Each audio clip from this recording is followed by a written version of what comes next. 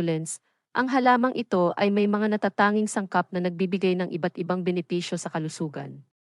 Ang paggamit ng oregano bilang gamot.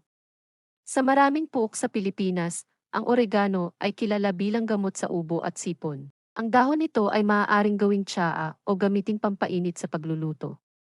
Ang mga kemikal na karaniwang matatagpuan sa oregano, tulad ng carvacrol at thymol, ay may malakas na kapangyarihan sa pakikipaglaban sa mga mikrobyo at bakterya, na maaaring makatulong sa pagsugpo ng mga sintomas ng ubo at sipon. Ang oregano laban sa impeksyon.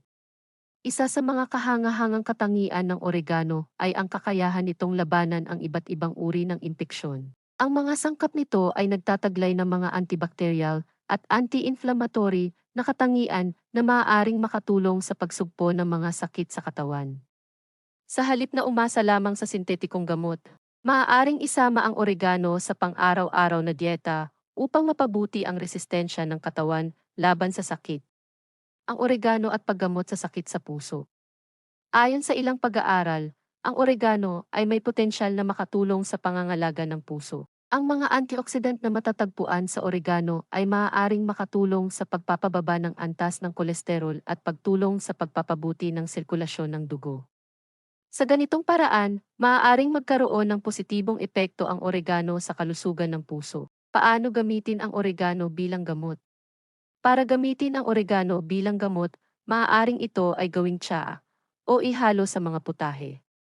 Maaari ring gawing oregano oil para sa mas konsentrado at mabilis na epekto. Gayunpaman, mahalaga pa rin ang konsultasyon sa isang profesional na manggagamot bago subukan ang anumang uri ng alternatibong gamot. Sa kabuuan, ang oregano ay hindi lamang pangkaraniwang halamang gamot kundi isang yaman sa kalusugan ng katawan. Sa pagiging maingat at maalam sa paggamit nito, maaaring maging epektibo ang oregano bilang natural na lunas sa iba't ibang uri ng sakit.